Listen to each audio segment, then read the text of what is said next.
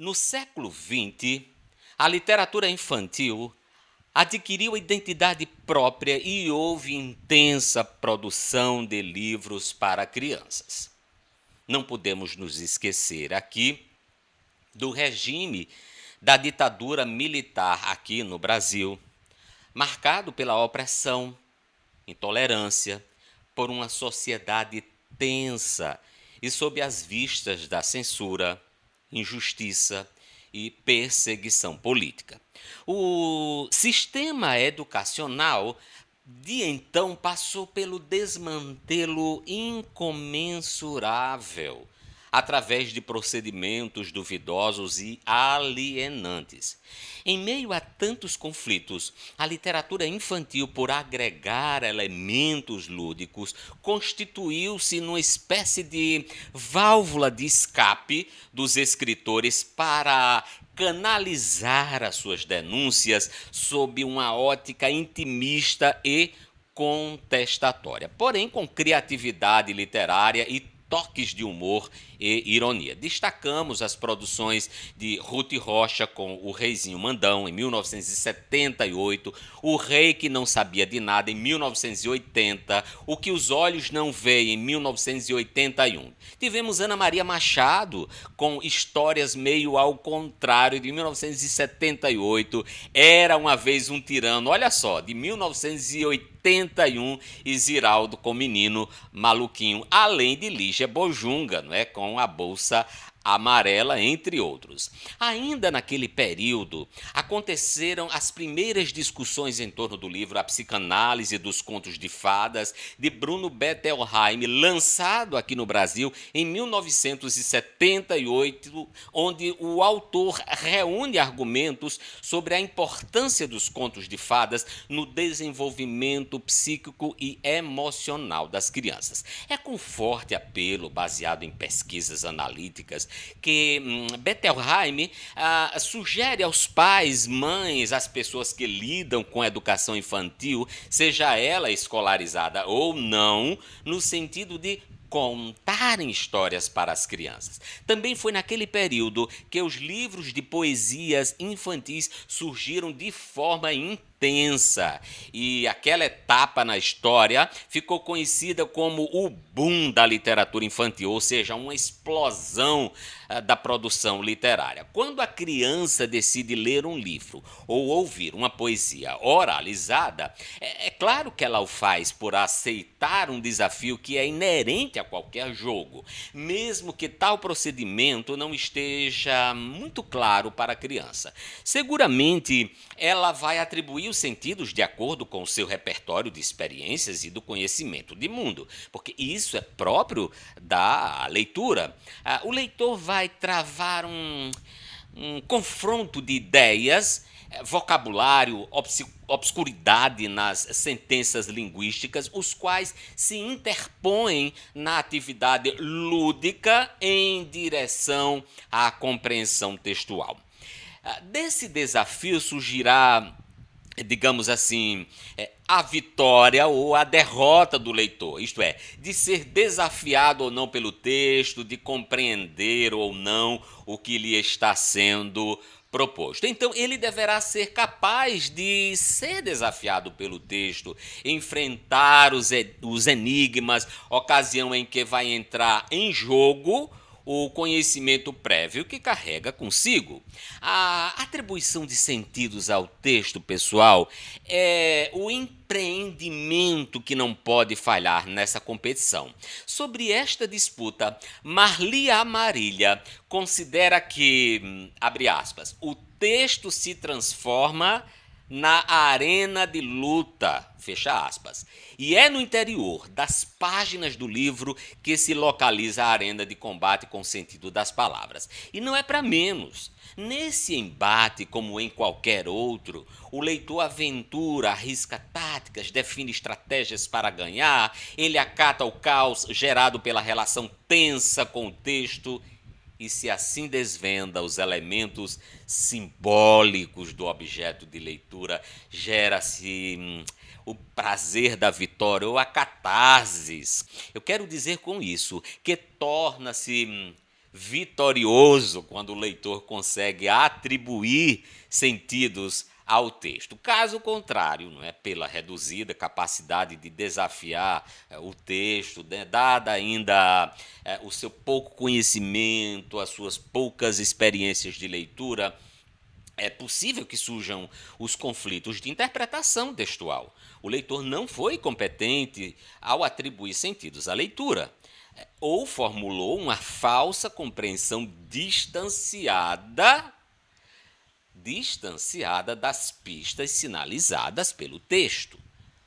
A poesia infantil é um ato de brincar.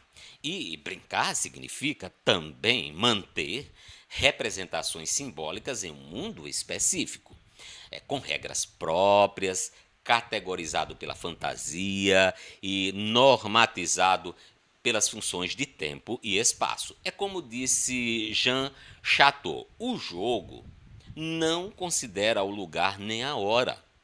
Cada jogo é como que fora de tempo e do espaço reais, no tempo e no espaço que lhes são próprios.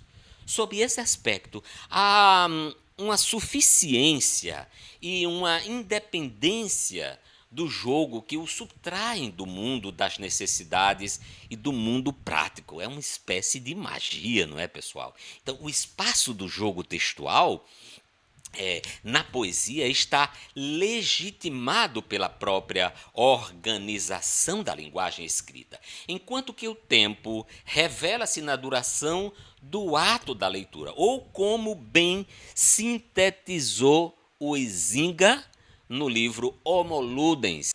O jogo, segundo ele, é uma atividade ou uma ocupação voluntária, exercida dentro de certos e determinados limites de tempo e de espaço, segundo regras livremente consentidas, absolutamente obrigatórias, dotado de um fim em si mesmo, acompanhado de um sentimento de tensão e de alegria, e de uma consciência de ser diferente da vida cotidiana. Boneca Emília, uma boneca de pano de Marcela recheada, olhos de retróis preto, por tia Anastácia criada. Assim se deu vida a espevitada Emília, para brincar com o narizinho e ser parte da família. No sítio do pica-pau amarelo, onde tudo é magia, narizinho viaja um mundo encantado. Emília lhe faz companhia. Emília, no entanto, é muda, não consegue se expressar, até que o senhor Caramujo uma pílula falante lhe dá. Muitas palavras já usa, agora Emília é faladeira, filósofa resmungou na matraca, inventando mil asneiras. Mesmo falante e pensante, narizinho lhe coloca no bolso. Quando Emília tem ideia, causa no sítio alvoroço. Muda os nomes das coisas, escreve suas memórias, ajudada por Visconde, inventa muitas histórias. Diz que a vida é um pisca-pisca. A gente pisca, acorda, pisca, dorme, depois pisca. Uma última vez, morre e vira hipótese. Emília tem vida própria, é muito viajada. Da Via Láctea trouxe flor e um anjo de asa quebrada. Emília é inteligente, é sua grande invenção. Cria um livro comestível, um livro para boa digestão. Lê o livro e depois come. Quem não lê, também come o livro pão. Para Emília, o livro é alimento, com gosto de sopa, tempero ou feijão. Emília, boneca de retalhos, é sonhadora independente, criada com muito carinho para viver na alma da gente. Paula Belmino, um beijo espivitado.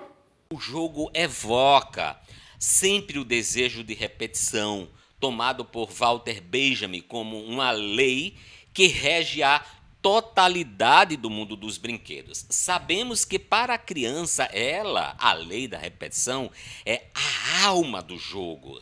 Ora, quem nunca desejou Repetir uma experiência que causou enorme prazer, hein? Não é sem propósito que a criança solicita por incontáveis vezes a audição de uma mesma história que para ela foi divertida e significativa. Ou que repita várias vezes aquele poema que ela gostou tanto, ou então recorre com frequência ao mesmo livro cujo conteúdo lhe proporcionou prazer. Então, o Huizinga também tratou sobre esta particularidade do jogo, assim afirmando, uma de suas qualidades fundamentais do jogo reside na capacidade de repetição, que não se aplica apenas ao jogo em geral, mas também à sua estrutura interna. Em quase todas as formas mais elevadas de jogo, os elementos de repetição e de alternância, como no refrão, constituem como que o fio e a tessitura do objeto. Aliás, a repetição é válida para recuperar os efeitos do prazer. E aqui a gente entende a repetição também como um ato de releitura, aqui entendida como uma prática de retorno ao mesmo texto que causou uma impressão ao leitor no sentido de descobrir aspectos não identificados nas leituras anteriores ou organizar melhor o significado da narrativa, da poesia, reavaliar ideias aprendidas, experimentar novamente as emoções desencadeadas pelo conteúdo do livro. Personagens do sítio do Pica-Pau Amarelo, Visconde. Quem é este grande sábio, um gênio ou cientista? Vive a ler na biblioteca obras de poeta e contistas. Usa cartola e fraque. É um nobre com certeza, por vezes atrapalhado, mas com ares de nobreza. Antes de ser boneco, vivia no milharal. Criado por tia Anastácia, virou gente o vegetal. Apesar da sabedoria, morre de medo da Emília. Obediente à boneca, é amado por toda a família. Também ajuda a boneca a dar vida às suas histórias, escrevendo a contragosto da Emília as memórias. Da algebra à geografia, é estudante sem igual. Por causa dele, e encontrou-se no sítio petróleo, valioso mineral.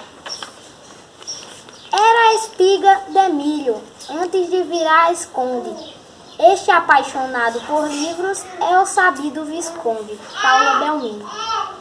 Eu acredito que a escola ela tem um papel fundamental nessa formação humanizadora, né?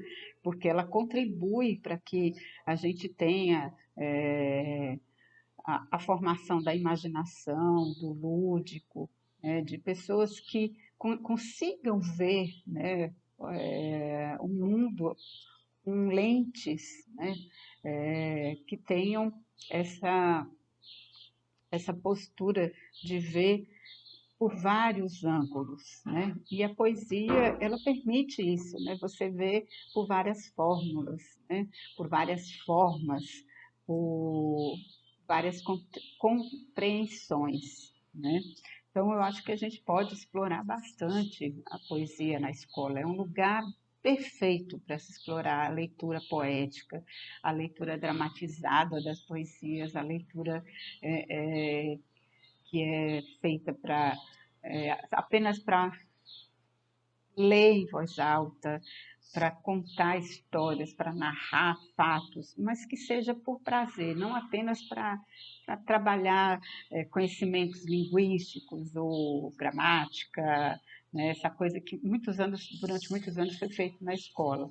Mas eu acho que hoje a gente já tem professores que têm essa noção mais aberta, mais científica do ensinar literatura na escola.